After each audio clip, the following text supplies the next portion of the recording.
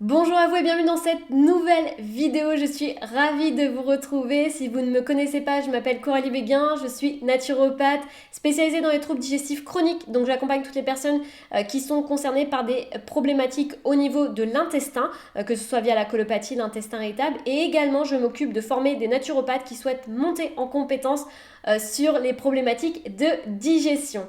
Alors aujourd'hui, je vous retrouve pour une vidéo un peu spéciale puisque je suis accompagnée par un gastroentérologue et c'est la première fois que je fais appel à un médecin sur ma chaîne YouTube. Donc c'est vraiment un plaisir puisque cette interview a révélé énormément de choses et je pense que ça va pouvoir vous intéresser puisqu'on va parler notamment des dernières recherches au niveau du microbiote, de l'allaitement et de ce qu'on peut faire pour protéger son microbiote, mais également son foie aussi, puisqu'on sait que le foie et l'intestin sont liés, donc l'un ne va pas sans l'autre. On verra aussi ce qu'il faut faire ou ne pas faire comme comportement alimentaire si vous êtes concerné par des ballonnements, de la putréfaction, encore du ventre qui gonfle sans cesse. Et puis, on verra également aussi comment le stress, l'hypersensibilité joue sur l'intestin et ce qu'on peut faire pour éviter tout ça. Donc c'est avec grand plaisir que je vous retrouve pour cette interview. N'hésitez pas à nous mettre un commentaire si vous avez aimé cette vidéo. N'hésitez pas également à la partager si ça peut intéresser certains de vos proches ou encore de la famille ou encore des amis. Je suis sûre que ça pourra les aider. En tout cas, très très bon visionnage. On reste en contact. N'hésitez pas à vous abonner à ma chaîne YouTube et à mon compte Instagram. Prenez bien soin de vous et très bon visionnage. Alors bonsoir Gabriel, je suis vraiment très contente de vous avoir et de vous retrouver, enfin de vous accueillir sur ma chaîne YouTube. Alors le but de cette interview en fait, hein, c'est de voir un petit peu avec vous, justement vous êtes gastro-entérologue, de vous accueillir, de vous présenter et de répondre à différentes questions, notamment sur le microbiote, on va voir sur le foie et sur les dernières recherches, les dernières découvertes hein, en termes de probiotiques ou autres. Donc ça va être passionnant cet échange, j'ai vraiment hâte. Mais je vais d'abord vous laisser vous présenter, nous dire un petit peu ce qui vous passionne, qu'est-ce que vous faites et comment vous êtes arrivé aussi à écrire des livres. Ça, je pense que vous allez nous en parler. OK, bah, bonsoir Coralie. Je suis également ravi d'être avec vous et de pouvoir, échanger et puis, c'est presque dommage qu'on ne se voit pas et qu'avec le confinement soit en comme ça à distance, mais en tout cas, c'est juste pour se revoir à un autre moment, plus tard. Et effectivement, je suis hépatogastro-entérologue, nutritionniste. Je dirige, à l'hôpital Antoine Beccler à Clamart, qui appartient à l'université, Paris-Saclay, un service d'hépatogastro-entérologie et nutrition. Donc c'est des gros mots pour dire foie, tube digestif et nutrition. Et je dirige aussi une équipe de recherche à l'INSERM, qui est l'Institut national pour la santé et la recherche médicale. Une équipe de recherche où nous travaillons sur les interactions entre le microbiote intestinal, donc toutes les bactéries que nous avons en nous, et le foie. Et je suis également membre correspondant de l'Académie de médecine. Et donc, là-dessus, ma vie, en fait, c'est d'aider les patients et de faire de la recherche sur l'implication du microbiote intestinal dans notre santé, en particulier, dans notre foie. Et donc vous m'avez posé la question pourquoi je me suis mis à écrire des livres et beh, je vais vous raconter comment je me suis intéressé au microbiote. En fait, c'est des choses toutes simples, toutes naturelles. Un jour, je faisais ma visite dans le je vous promets que c'est comme ça, je faisais ma visite dans mon service et puis, j'étais encore chef de clinique, donc il y a une quinzaine d'années et j'avais des patients qui étaient malades du foie, qui consommaient trop d'alcool et d'autres patients qui consommaient aussi beaucoup d'alcool, mais qui avaient un foie qui allait parfaitement bien. Et donc, je me suis posé la question: «Mais, comment ça se fait que ces personnes-là, elles prennent de l'alcool, elles picolent, elles sont malades et d'autres, elles picolent pas forcément moins Sûr. et elles vont bien?» Ce qui voulait dire qu'il y avait d'autres facteurs que simplement la quantité d'alcool consommé qui entraînait une maladie du foie. Alors tout le monde disait: «C'est génétique», mais bon, ça explique pas tout et puis, ben, je sais pas pourquoi, je me suis dit: «Bah, peut-être c'est nos bactéries, le microbiote» et je me suis mis à faire des collections de caca de mes patients et au début, on me regardait comme ça, mais je vous promets que c'est vrai. Ça, c'était en Et quelle année en plus? oh là, on devait être en 2006-2007. C'était déjà Ouais. pas encore trop connu hein, sur le Ah non, microbiote, on donc était les alors non, pas pour vous dire, c'est pas pour mettre en avant, mais on était dans ma spécialité, sur le foie, j'étais le tout premier en mais bien France à sûr. faire ça. Oui, bah, j'imagine. Et donc on s'est mis à collectionner les cacas des patients qui consommaient de l'alcool. Puis quand on a eu une belle collection, eh bien, on les a analysés Et on a vu que les personnes qui consommaient de l'alcool, qui étaient malades du foie, avaient un microbiote différent de celles qui consommaient de l'alcool et qui avaient un foie qui allait bien. Et là, pour toutes les personnes qui vous regardent, il faut bien comprendre que là, on est dans la corrélation, on n'est pas dans la causalité.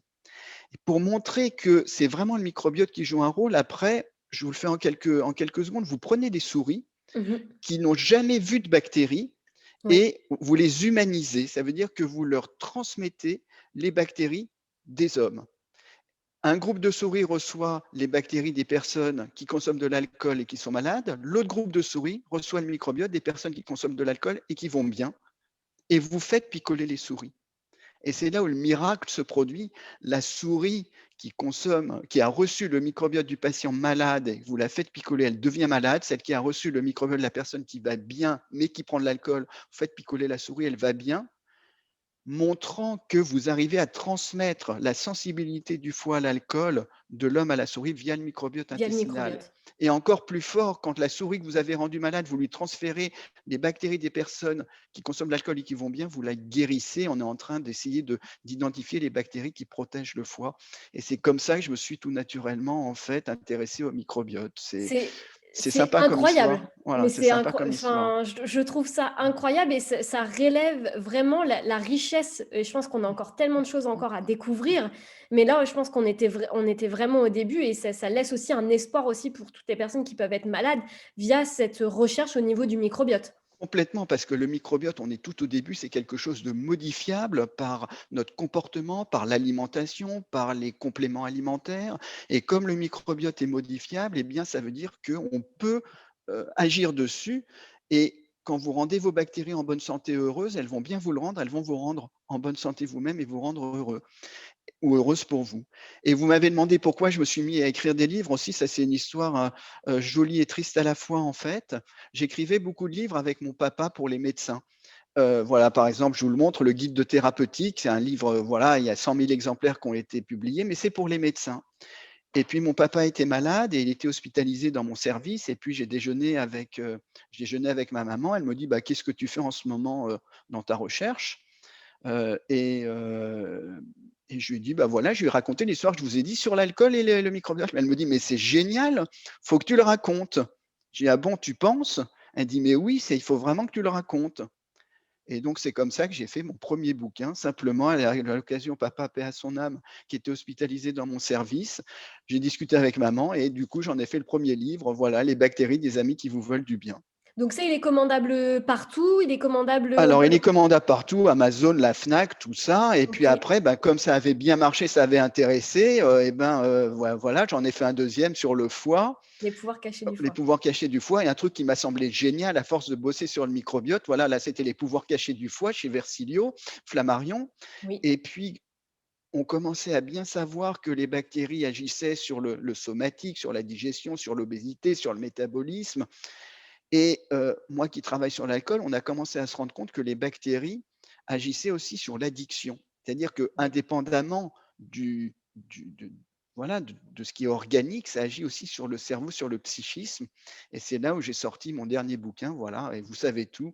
Voilà, si la solution venait de nos bactéries, stress, hypersensibilité, dépression, aussi chez Flammarion. Donc voilà ma petite histoire, vous savez tout, Coralie. Alors ça, c'est absolument, génial, j'ai envie de vous dire parce que, aujourd'hui et je pense que vous êtes confrontés aussi à ça, on a énormément de personnes qui se disent justement hypersensibles, Complètement. stressées, en dépression, qui malgré tout, en fait, quand on regarde dans leur vie, il y a rien qui coince finalement et en fait, ce que vous le soulevez, c'est que finalement et si ça venait de nos bactéries? Donc ça veut dire que, par rapport, j'imagine, aux études scientifiques, qui ont pu être faites et puis sur le retour du terrain, ça veut dire que, un microbiote, en mauvaise santé, va potentiellement agir sur quelqu'un qui va être dépressif ou quelqu'un qui va être hypersensible. Du coup, c'est quoi ce lien entre le cerveau et le microbiote? Comment ça communique? Alors en fait, on a toujours parlé du brainocentrisme, c'est-à-dire le cerveau contrôle tout. Et ça a été pendant de très nombreuses années, ça a été ça. Et puis, au fur et à mesure de la recherche, on s'est rendu compte que ces micro-organismes qui sont en nous pouvaient nous contrôler. Si vous voulez, je vous raconte l'histoire de la toxoplasmose. C'est juste une histoire géniale. Le Toxoplasma gondii, c'est pas une bactérie, c'est un parasite. Mais pour faire son cycle de vie, il doit passer de la souris au chat. Et c'est pour ça que la femme enceinte, comme le toxoplasme est au niveau de la femme enceinte, elle pour pas faire toxoplasmose, elle ne doit pas s'approcher des chats. Mais vous savez bien qu'une souris, ça aime pas les chats, donc ça Tout à s'enfuit fait. quand elle voit un chat.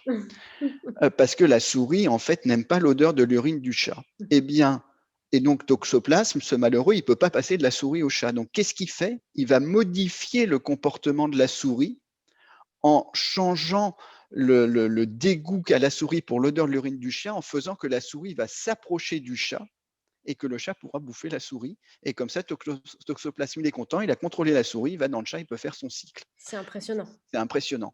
c'est Et donc après, impressionnant. on s'est rendu compte chez les mammifères, chez nous, que les bactéries, par plusieurs mécanismes, pouvaient communiquer avec le cerveau. Donc les mécanismes, moi j'aime, c'est toujours schématique, donc faux quand c'est schématique, mais ça permet d'avoir les idées claires. Je dirais qu'il y a 2 grands mécanismes. Le premier grand mécanisme, c'est une augmentation de la perméabilité de votre intestin. Votre intestin devient poreux, donc l'imaginez pas comme un gruyère parce que j'ai des patients qui viennent: «Oh là là, j'ai plein de trous». C'est vraiment les jonctions entre les cellules qui sont un peu plus lâches et donc vous pouvez avoir des toxines qui vont directement passer par ces entre les cellules ou par la cellule qui devient elle-même plus perméable et aller dans tout l'organisme, dans le sang, donc dans le foie bien sûr, dans le tissu adipeux, changer le métabolisme et jusqu'au cerveau. C'est un des grands mécanismes. L'autre grand mécanisme, c'est que, vos bactéries vont produire ce qu'on appelle des métabolites, c'est-à-dire vont des composants qui, sans pour autant que ça soit lié à une augmentation de la perméabilité de l'intestin, ces métabolites vont passer dans le sang de façon Mmh. normale et donc en changeant en fonction de vos bactéries, les métabolites qui vont être produits ne seront pas les mêmes et ça va agir sur votre poids, sur votre foie, sur vos articulations, sur votre peau et bien sûr aussi sur votre cerveau. Donc je dirais, pour résumer 2 grands mécanismes, une augmentation de la perméabilité intestinale et des métabolites différents. Donc ça veut dire aujourd'hui que j'ai enfin, on pourra avoir un contrôle dans les années futures sur notre façon de penser, le stress, l'hypersensibilité par notre microbiote, si je résume? Alors, je dirais que tout vient pas du cerveau et tout vient pas de notre microbiote. Mais changer son cerveau, c'est compliqué, mais on le fait. On peut avoir des séances d'hypnose, on peut faire de la psychothérapie, on peut faire de l'EMDR, on peut faire de la psychanalyse, on peut agir sur son cerveau. Et l'hypersensible, je pense, doit aussi le faire parce que l'hypersensible ressent son environnement de façon exacerbée, d'où sa sensibilité. Il est un peu plus fragile mais il ressent aussi son propre organisme de façon exacerbée et dès qu'il se passe quelque chose, il le ressent beaucoup plus que quelqu'un qui n'est pas hypersensible. Et donc on peut jouer et on sait que, l'hypersensible, il y a des bactéries qui vont jouer sur le niveau d'anxiété et donc on peut très bien imaginer en ciblant, les bactéries que cet hypersensible a en lui, on peut améliorer sa sensibilité digestive, qu'il soit moins ballonné, qu'il ait moins mal, qu'il ait moins de diarrhée, moins de constipation et améliorer aussi son niveau d'anxiété au niveau du cerveau. Dans mon expérience, ça c'est de l'expérience, c'est pas démontré, Mmh. je retrouve souvent chez les hypersensibles, soit un côté un peu artistique, parce qu'il faut peut-être une certaine sensibilité pour pouvoir créer, et ou, une, une agression ou un sentiment d'agression qui se serait passé de façon antérieure, des relations conflictuelles dans la famille, un abandon des parents, un abus sexuel, un harcèlement. Je retrouve beaucoup ça chez les personnes hypersensibles, C'est très, très intéressant parce que là, effectivement, on est dans l'observation des faits. complètement. Ouais, donc ce qui définit un petit peu aussi la naturopathie. Moi, j'aime beaucoup cette vision d'observation, en fait, des faits, ce qu'on voit sur le terrain et c'est passionnant ce que vous racontez. Moi, enfin, je bois vos paroles, j'adore ce sujet et c'est vrai on voit beaucoup de personnes qui traitent, en fait, comme vous le dites, le cerveau sans des fois penser que en fait, la problématique vient peut-être aussi effectivement, de l'intestin. Mais je peux vous dire, j'ai fait moi-même un cheminement pour ça va vous intéresser.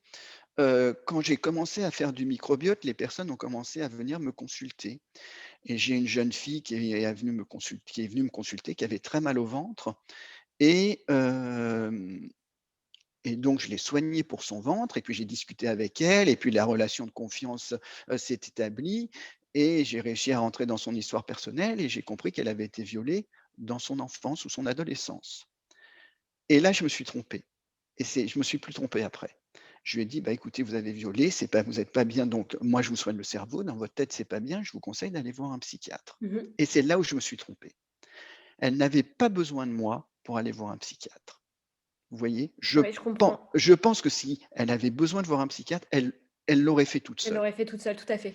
Et comment je m'en suis rendu compte? Je m'en suis rendu compte parce que mes patients, ils reviennent me voir. Elle n'est pas revenue me voir et donc et c'est voilà, je l'assume, je me suis trompé au départ et c'est comme ça qu'on progresse Bien aussi sûr, tout à fait. et et et si vous voulez, du coup, cette personne cherchait autre chose pour s'améliorer. Mmh. Et Tout à maintenant fait. et voilà et c'est comme ça qu'on progresse, que je progresse dans la prise en charge de mes patients, vous voyez? Absolument, et moi je trouve même que c'est une qualité aujourd'hui de pouvoir se remettre en question sur sa pratique parce que c'est pas une chose facile. Déjà en tant que médecin, en tant que naturo également, parce qu'on quand on a eu un enseignement et qu'on pense qu'on est dans le vrai, dans le bon, mais en fait le terrain, c'est la formation, c'est une chose, mais après il y a ce qui se passe aussi dans la vraie vie, et c'est Complètement, c'est c'est complètement différent en fait, et on a besoin effectivement et d'adapter, de se former toujours, et la remise en question pour moi, c'est une chose qui permet aussi d'apprendre sur nous-mêmes et de progresser dans sa pratique. complètement et les patients nous apprennent aussi sur nous-mêmes. Complètement, complètement. Ouais. D'ailleurs, moi, j'aime beaucoup, j'aime beaucoup cette phrase que vous venez de dire parce qu'effectivement, en général, les 1 personnes qu'on a en consultation, c'est aussi des fois des images ou des retours d'expérience qu'on a pu vivre par O le passé, et c'est oui. juste impressionnant. C'est juste impressionnant. Alors du coup, D'ailleurs, vous savez, à ma consultation, j'ai des fois des personnes parce qu'elles durent longtemps les consultations avec moi. La première fois que je vois une personne, on reste, entre 30 minutes et 1 heure quand même, hein et je les interroge aussi sur leur passé. Je reste pas du tout sur le tube digestif. Elles sont surprises, les personnes, au départ, parce que je pense que bon, il y a un biais quand on vient me voir. Moi, je suis le professeur, donc j'ai déjà des dossiers comme ça qui viennent. C'est des personnes qui ont une errance, diagnostique et thérapeutique et du coup, voilà, je reste longtemps avec elles, mais je les interroge pas seulement sur leur ventre pour comprendre ce qui se ce passe. qui se passe, tout à fait, et je pense que c'est très important Mmh, aujourd'hui, de prendre l'individu dans sa globalité. On complètement. peut plus traiter on peut plus traiter, en fait, une personne avec un symptôme, ça vient du ventre ou ça vient de la tête, en se disant: «Bah, vous avez un mal de tête, bon, pour vous soulager, je vous donne un ibuprofène, OK, très bien». Par contre, quand c'est chronique, et moi, c'est un peu le même discours que j'ai, c'est-à-dire qu'il y a quelque chose qui se passe au sein du corps qui Complètement. annonce qu'il y a un déséquilibre quelque part, que l'homéostasie n'est pas respectée, que ce soit sur l'alimentation, sur le sport ou la façon de penser, finalement, il y a un déséquilibre quelque À part. 100 d'accord.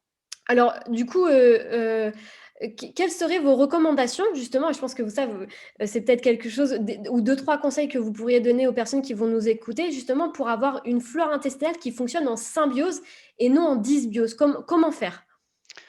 Alors, c'est simple et compliqué à la fois, parce que, si je vais donner des conseils, mais si vous prenez ces conseils à quelqu'un qui est hypersensible, il va juste avoir son ventre qui va exploser, d'un seul coup.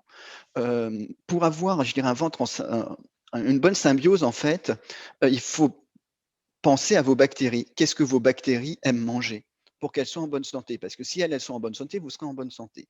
Et vos bactéries, elles vont manger ce que vous-même, vous ne digérez pas, elles vont les digérer pour vous. Et quand elles vont digérer elles mangent des fibres, les bactéries. Quand elles vont les digérer, vous aurez une croissance des bonnes bactéries, vous aurez une bonne diversité bactérienne et la production de bons métabolites, comme les acides gras à chaîne courte, par exemple, parmi plein d'autres métabolites. Donc, elles aiment manger du verre, des fibres.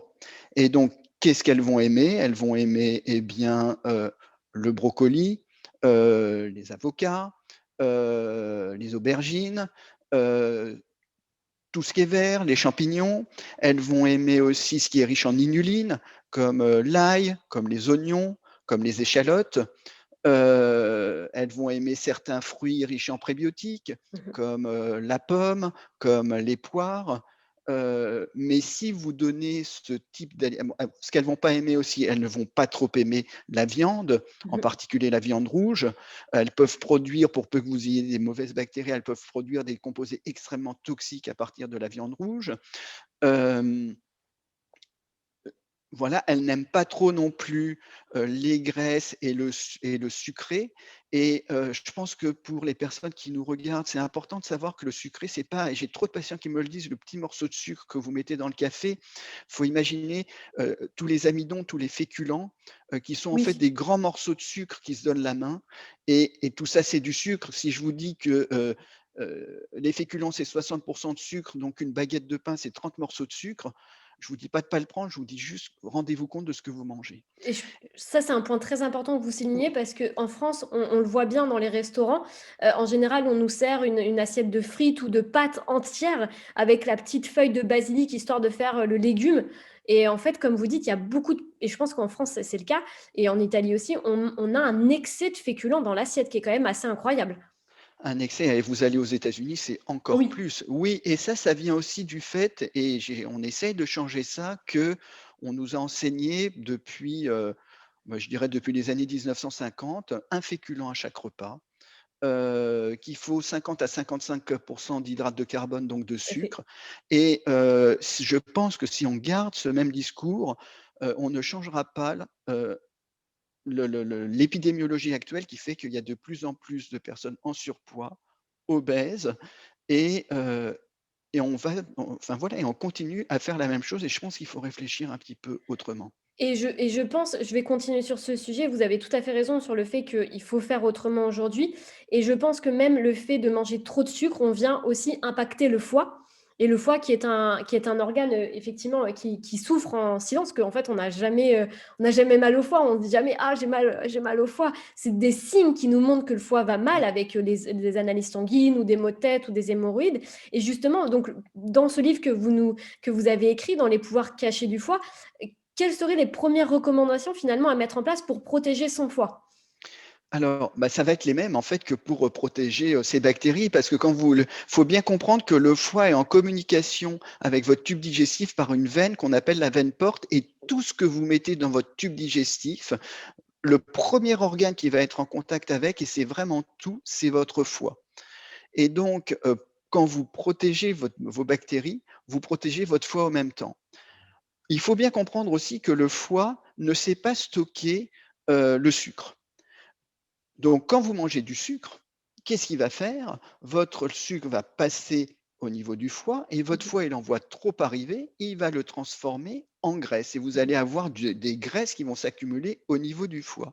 Et donc quand quelqu'un vient me voir et a du gras dans son foie, je lui dis pas manger alors il y a souvent un amalgame, quand les gens mangent trop sucré, ils mangent trop gras aussi, mais je leur dis pas: «Mangez moins gras», je leur dis: «Mangez moins sucré, Mmh. moins de féculents» et je voudrais rebondir là-dessus juste pour vous qu'on s'en souvienne. Quand vous voulez faire un volatile, une noix ou un canard à foie gras, Mmh. c'est pas du gras que vous leur donnez, c'est des céréales. C'est des céréales, tout à fait. Voilà et vous gavez vos volatiles à foie gras par des céréales parce que, heu à l'époque, les oies devaient, faire leur migration hivernale et donc stockaient les céréales dans leur foie sous forme de graisse. Tout à fait.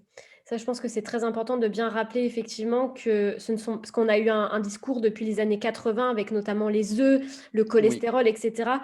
Aujourd'hui, on commence à en entendre un petit peu parler. On a beaucoup diabolisé les graisses saturées notamment et on commence à faire marche arrière de plus en plus parce qu'on s'était concentré oui. sur les féculents, mais on se rend compte finalement que le féculent en excès, vient, impacter effectivement, ce foie et puis notre intestin.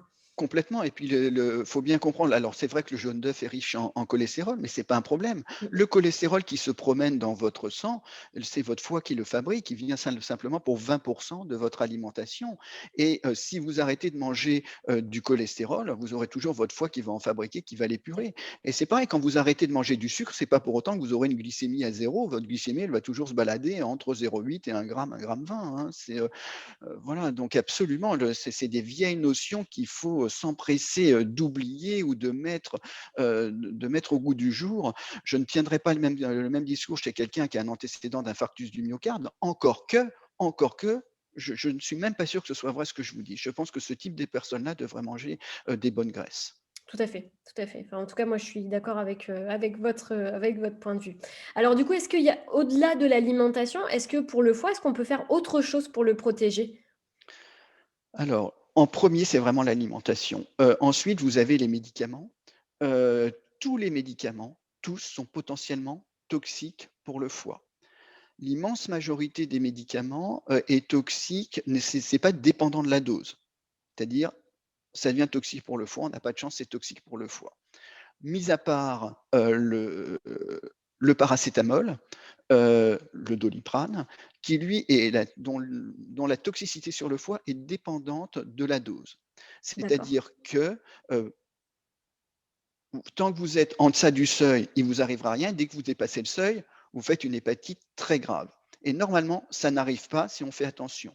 Sauf et là, c'est important pour les personnes qui vous écoutent, si vous prenez de l'alcool, parce que, l'alcool, le foie pour détoxifier l'alcool, va, consommer ce qu'il a à l'intérieur, ce qu'on appelle le glutathion et donc va consommer son glutathion et pour épurer le paracétamol, doit utiliser la même chose, le même glutathion. Et de plus, l'alcool augmente les composés toxiques du paracétamol. Ce qui fait que quand vous avez mal à la tête et que vous avez pris de l'alcool, il faut tout faire sauf prendre un paracétamol. Voilà. Pareil chez les jeunes, souvent c'est des jeunes femmes qui, pour avant d'aller dans une soirée, par exemple, se mettent à jeun pour plus boire, plus picoler. Justement, elles vont se mettre en carence et elles vont augmenter la toxicité ou de l'alcool ou du paracétamol. C'est ce qu'on appelle la mésaventure au paracétamol en médecine. Ah oui, Donc d'accord. faites attention aux médicaments. Faites attention aux plantes. Alors vous qui êtes naturopathe, c'est important aussi. C'est pas parce que c'est naturel que c'est forcément bon.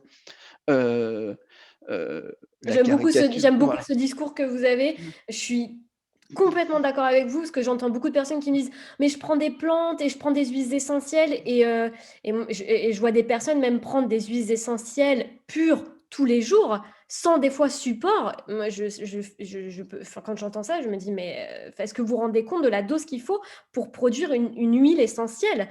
Et les gens me disent: «Oui, mais c'est naturel». Je dis: «Vous pouvez vous intoxiquer aujourd'hui, vous pouvez intoxiquer votre foie avec une huile essentielle en la prenant tous les jours et en plus sans support». Et c'est vrai que vous avez raison. Aujourd'hui, les plantes, c'est naturel. On est en vente libre. Pour moi, sur des huiles essentielles ou sur d'autres choses, on devrait pas être en vente libre parce que c'est beaucoup trop problématique pour des personnes qui effectivement vont prendre ça en se disant bon, c'est naturel, ça va me faire du bien, ça va m'aider à détoxifier ou autre. Voilà, alors c'est vrai que c'est rare, mais ça arrive. J'ai eu, une personne, qui a fait une hépatite à l'aloe vera. Vous prenez par exemple la manite phalloïde, ça c'est la caricature, hein. Bon, voilà, vous détruisez les chaînes respiratoires. Vous avez par exemple l'huile de bourrache qui est un excellent antioxydant, mais qui peut faire des dérivés à forte dose. Donc tout est une question d'équilibre. À forte dose, Totalement. aller détruire les cellules du foie à un point tel que le miel de bourrache pur dans certains pays est interdit. Mais souvent, c'est associé à l'ONAC, donc vous avez un bon antioxydant. Mais si vous en prenez une citerne, ça ne se passera pas bien. Tout est une question de dose aussi. Enfin, voilà, encore une fois, je suis vraiment d'accord avec vous et c'est vrai qu'on est sur une question d'équilibre. Encore une fois, j'encourage pas à manger des chips, par exemple, mais de manger une chips, à un apéritif, c'est OK. Par contre, d'en manger tous les soirs, non, c'est plus OK Ça va du pas tout. le faire, voilà. Et Voilà. moi, j'aime bien dire qu'en fait, la biologie, la santé, le corps humain, c'est quelque chose en U. Vous imaginez votre courbe du U comme ça, vous n'en avez pas assez, vous n'êtes pas en bonne santé, vous en avez trop, vous rompez l'équilibre, vous êtes aussi en mauvaise santé. Oui, C'est vraiment complètement. une petite il faut faire très attention à bien rester dans la petite coupelle ou coupole du U pour être en bonne santé. Mais à l'inverse, ce qui est intéressant aussi de voir, c'est que même des aliments sains, qu'on va cons enfin, qu'on qui sont considérés sains comme par la société aujourd'hui, comme les légumes, les fruits, même en excès, peuvent nous faire mal en fait, hein, comme un excès de sport également. Complètement et un excès de fruits va vous apporter trop de sucre, un excès de légumes va vous faire mal au ventre. Heu, Si même on veut faire la caricature, il y a une publication qui est sortie montrant que, des souris à qui vous donnez de la pectine en excès, peuvent faire un cancer du foie. Alors évidemment, pour faire un cancer en mangeant des pommes, faut y aller quand même. Oui, ouais. Mais, voilà, mais c'est juste pour, heu illustrer que, une bonne santé, c'est un équilibre subtil qu'il faut arriver à obtenir. À obtenir, tout à fait. Alors, il y a une question que beaucoup, beaucoup de personnes se posent aujourd'hui. C'est vraiment une question qui revient énormément. C'est sur la question des probiotiques et je pense que vous allez pouvoir, Oui. nous répondre sur ça. Est-ce qu'il y a un alors déjà sur les dernières études scientifiques, je pense qu'il y a beaucoup de choses qui ont bougé sur les probiotiques, je pense que vous allez pouvoir nous dire. Mais est-ce qu'il y a un vrai intérêt aujourd'hui à prendre des probiotiques ou des prébiotiques quand on a des problèmes de digestion, mais aussi quand on n'en a pas? Alors là, c'est une question extrêmement importante qui doit et la réponse repose à la fois, comme vous l'avez dit, sur votre observation et sur les revues scientifiques. Déjà, un probiotique, c'est quoi? Un probiotique, c'est, un être vivant, bactérie, champignon, qui, pris en quantité suffisante, apporte un bénéfice sur la santé et c'est là où c'est vicieux, chez une personne en bonne santé. Ça veut dire que quelqu'un qui est déjà en bonne santé, comment vous allez améliorer sa santé? Et comme c'est très compliqué, quand vous regardez bien vos boîtes de probiotiques, c'est jamais écrit probiotique dessus. Parce que l'Europe ne sait pas ce que c'est qu'un probiotique et dessus, c'est écrit ferment lactique et ferment lactique, ça ne veut pas dire que ça vient du lait, ça veut dire que c'est capable de produire de l'acide lactique, tout Mmh mh. simplement. Enfin, pas tout simplement, c'est plutôt compliqué, mais voilà. Et les prébiotiques, en fait, c'est, quelque part la bouffe de nos propres bactéries. Quand vous prenez un prébiotique, vous ne donnez pas à un être vivant, mais vous donnez l'alimentation de vos propres bactéries en espérant, heu, stimuler la croissance de vos bonnes bactéries. Alors, est-ce que ça marche? Est-ce que ça marche pas? Les études scientifiques sont, par exemple, claires en montrant que quand vous prenez des antibiotiques, vous allez induire une dysbiose, vous risquez de faire des infections et que dans ce cas-là, certains probiotiques peuvent être efficaces. Heu, c'est intelligent de prendre des prébiotiques parce que les prébiotiques, c'est normal, vous allez favoriser vos propres bonnes bactéries, mais si vous n'avez pas l'habitude, vous aurez mal au ventre. Pour les autres bactéries, c'est clair que ça marche, sur des cultures de cellules. C'est clair que ça fonctionne très bien, c'est un très bon anti-inflammatoire chez, des souris. Chez l'homme, c'est plus compliqué. Ça ne veut pas dire que ça ne marche pas. Pourquoi c'est plus compliqué? Parce que vous n'êtes pas qu'une souris, Mmh. et vous avez plein de cofacteurs qui vont Qui s'additionnent. intervenir, qui vont en fait perturber votre critère de jugement. Vous aurez des cofacteurs et vous ne saurez pas si c'est le probiotique, si c'est pas le probiotique ou pas. Et puis, il y a plein de probiotiques, plein de souches différentes. Chaque souche va avoir des propriétés différentes. Chaque marque a une souche différente et on ne peut pas dire chez moi les probiotiques ça marche pas. C'est chez moi cette souche-là que j'ai pris, ça ne marche pas. Est-ce qu'il faut mélanger les souches? Est-ce qu'il faut à quelle dose faut les prendre? Tout ça, on ne sait pas encore. Donc, mais il y a des publications scientifiques qui disent que ça marche bien, d'autres qui disent que ça marche pas. Et donc, qu'est-ce que je fais moi? Ben, moi, je vois ce que je fais ce que j'observe. J'ai des personnes que j'améliore avec des probiotiques et donc je continue chez eux les probiotiques et j'aime bien tourner sur les souches. Quand c'est des personnes qui sont stressées, et ben, j'aime bien donner du, Lactobacillus rhamnosus, du Bifidobacterium longum, du Lactobacillus helveticus parce que c'est ceux dans les études, chez l'homme ou chez la souris, eh bien, on modifie le plus le niveau d'anxiété donc, je pense que ça a une place, ça et je pense que si on peut aider les personnes qui sont un peu anxieuses, qui sont hypersensibles, qui sont un peu stressées, en utilisant des probiotiques plutôt qu'en allant donner des médicaments qui, de toute façon, ne seront pas pris sur le long terme, comme les personnes seront hypersensibles, seront source d'effets indésirables et les personnes ne les prendra pas, eh bien et en modifiant l'alimentation, je pense qu'on sera beaucoup plus efficace pour prendre ce type de personnes, en charge. Donc ça dépend pour qui. Ça dépend pour quelle indication, mais je pense qu'aujourd'hui les probiotiques ont leur place. On leur place, tout à fait et je pense qu'il y a un il y a un il y a aussi, un autre problème aussi qu'on voit de plus en plus et ça je pense que vous êtes, confrontés à ça, c'est qu'on a vu aussi arriver, enfin la diminution pardon, de l'allaitement maternel. Oui. Est-ce que, ça enfin moi je le constate dans les consultations parce que je pose la question.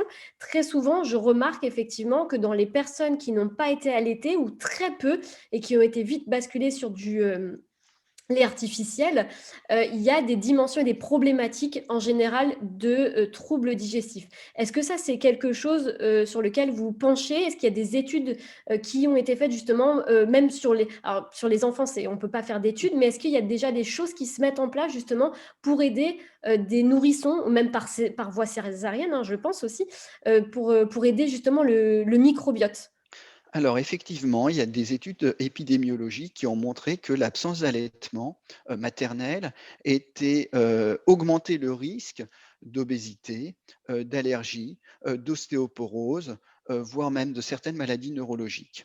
Il faut bien comprendre que ce sont des études épidémiologiques et donc que ce n'est pas la cause d'une maladie, mais que vous augmentez le risque avec une susceptibilité individuelle en plus génétique, par exemple, vous rajoutez dessus l'absence d'allaitement, eh bien, vous allez augmenter le risque de développer cette maladie-là. Il faut bien comprendre que le microbiote s'acquiert dans les toutes premières années de vie. On aime bien dire qu'il y a 1000 jours clés pour le microbiote, le dernier trimestre de la grossesse et les 2, 3 premières années de vie, ce qui fait 1000 jours. Quand l'enfant va naître par voie vaginale, il va être exposé aux bactéries rectales, donc du tube digestif de la maman. Et puis ensuite, il va être allaité par la maman. Il va recevoir le lait de la maman avec les immunoglobulines, donc les anticorps qui sont chez la maman.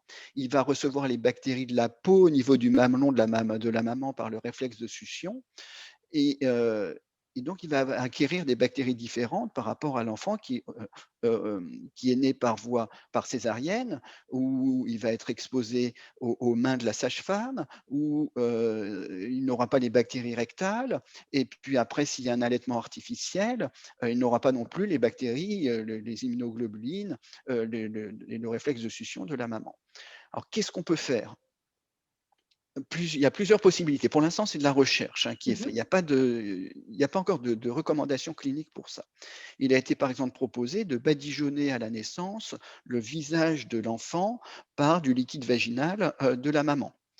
Faut faire attention, ça marche, Oui. mais il faut faire attention parce que, la maman peut avoir un streptocoque B et entraîner un choc septique chez l'enfant. Donc il ne faut pas s'amuser à faire ça tout seul. Oui, oui, on peut pas jouer les apprentis, Voilà. sorciers ou chimistes, hein. Mmh mh. Absolument. Tout à fait. Il a aussi été proposé, ça c'est une publication très récente, de récupérer au cours du dernier trimestre de la grossesse les selles de la maman et de faire une greffe fécale à l'enfant à la naissance par les selles de la maman et ça marche aussi. En ce Super. qui concerne l'allaitement artificiel, il a été proposé de rajouter dans les laits artificiels et ça, moi, je pense qu'aujourd'hui, si j'avais des enfants aujourd'hui, je ferais ça en cas d'allaitement artificiel, de rajouter ce qu'on appelle des HMO, les Human Milk Oligosaccharides, qui sont des prébiotiques humains qu'on peut rajouter dans le lait, de l'enfant. Si c'est un lait artificiel et certains, laits sont enrichis en probiotiques, donc en bactéries, on n'a pas le droit de dire probiotiques, qu'on pourrait retrouver, dans le lait de la maman et donc il y a beaucoup d'efforts qui sont mis, non ou par les chercheurs ou par les industriels pour améliorer la qualité du lait, la qualité du microbiote de l'enfant. Ça laisse quand même des nouvelles pistes et enfin, un vrai potentiel aussi pour, bah, je pense aux mamans qui des fois, malheureusement conduisent une césarienne en urgence ou qui ne peuvent pas Complètement, allaiter. Donc il y a voilà, on peut pas dire: «Bah, voilà, vous avez pas allaité votre enfant, c'est de votre faute s'il a des troubles digestifs». Des fois, c'est juste qu'on n'a pas pu le faire et je pense que ça laisse quand même bon espoir, de savoir qu'il y a de ce type d'études qui sont menées, pour le futur. oui, complètement. Alors j'avais une dernière question, Gabrielle. Aujourd'hui, je pense que vous le savez, le gluten, tout le monde en parle. Oui, C'est le sujet phare. oui. Et quelle est votre opinion par rapport à ça? Est-ce que vous pensez que tout le monde devrait l'arrêter? Est-ce que seulement les personnes qui ont des maladies inflammatoires du tube digestif, devraient l'arrêter? Quelle est votre opinion par rapport à ça? Alors déjà, il faut bien séparer l'intolérance au gluten cœliaque, non cœliaque. L'intolérance au gluten type cœliaque, faut l'arrêter toute la vie et ça, faut être intransigeant. Heu, Parce que ça va ça peut déclencher plein de choses, des troubles psychologiques, des troubles psychiques, une stérilité, une ostéoporose, bref, plein de choses. Ensuite, vous avez l'intolérance au gluten non cœliaque. Le rationnel, c'est qu'au début, je pense que c'était Djokovic qui faisait du tennis et puis qui a dit qu'il gagnait parce qu'il se mettait au sans gluten et donc c'est devenu très tendance. Heu, Au début, j'étais un peu dubitatif, mais bon, on observe ce qui se passe. J'ai beaucoup de patients, en particulier les hypersensibles, que je mets au sans gluten et qui sont mieux. Alors, parce que quand on les met au sans gluten, eh bien, on supprime pas mal d'aliments, qui vont fermenter. Vous allez supprimer, le pain, vous allez supprimer le bagel, vous allez supprimer, les pâtes, donc voilà, la personne va mieux se sentir mieux, ça va moins ballonner dans son ventre, elle sera mieux. Est-ce que c'est pas l'intermédiaire du gluten ou pas? On ne sait pas encore. Heu, En tout cas, les personnes vont mieux. Est-ce que tout le monde doit arrêter le gluten? Sûrement pas. C'est en fonction de votre propre santé. Ce qui est très intéressant quand même, c'est qu'il y a une publication alors d'abord sur les études chez l'homme, le on n'arrive pas à avoir une preuve que c'est le gluten lui-même qui est à, l'origine des symptômes. Mais l'absence de preuve en 2021 ne veut pas dire que ce n'est pas vrai. Hem Une publication qui a quelques semaines dans Nature, donc au top niveau international, montre que chez certaines personnes, eh bien, l'injection de gluten dans la muqueuse digestive entraîne des réactions allergiques, enfin, Mmh. pas allergiques, mais à type d'allergie et Type qu'il se d'allergie. passe quelque chose.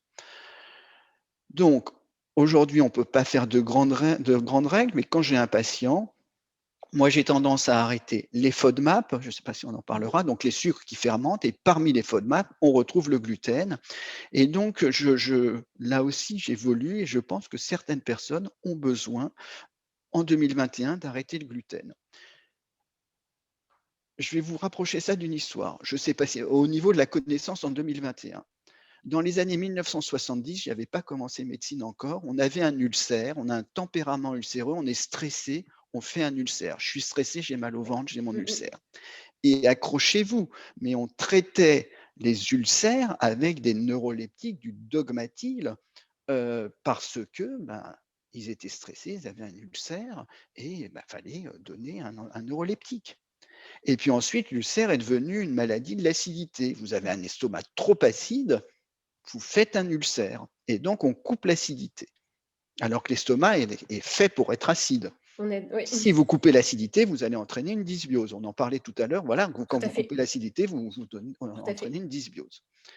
Et puis après, bah, il y a eu, les Australiens qui ont découvert, Helicobacter pylori, on arrive dans le microbiote, qui est à l'origine de l'ulcère, c'est une bactérie. Et ça veut dire que l'ulcère, on est passé d'une maladie de psychologique, Mmh mh. psychiatrique, on donne du Dogmatil, à une maladie de l'acidité et maintenant, c'est une maladie infectieuse. Et on Oui. guérit l'ulcère en éradiquant Helicobacter pylori et du coup aussi on empêche le cancer de l'estomac de survenir. Donc Ouais. pour vous montrer qu'il ne faut pas être vraiment, à cheval sur toutes les théories et que tout peut évoluer. Le gluten, voilà, il y a des données qui vont pour, des données qui vont contre. La science, c'est comme ça, hein, vous pouvez piocher ce qui vous arrange sur internet et puis vous êtes content, vous pensez que vous avez raison. Heu voilà, il y a des publications, une au moins vraiment au top niveau international qui dit que, bah, le gluten dans certains cas, ça peut donner une allergie. Une seule publication a confirmé et donc chez certaines personnes, moi j'arrête le gluten. Mais là, c'est très intéressant, c'est-à-dire qu'on en revient aussi à l'individualisation de Complètement, l'alimentation en fonction de la personne, de son vécu, comme vous dites, des antécédents. Peut-être que oui, si effectivement il y a eu la prise d'IPP, il y a peut-être un estomac aussi qui a du mal à digérer, donc forcément le complètement, gluten, voilà, va venir encore plus peut-être irriter. complètement. Et là, je pense que c'est très important ce que vous soulignez, c'est-à-dire qu'on y va vraiment au cas par cas. Et moi, je suis d'accord avec vous, c'est-à-dire aujourd'hui de dire à tout le monde d'arrêter le gluten, je vois pas l'intérêt sur une personne qui n'a pas de problème digestif, qui le supporte bien. Mais Absolument.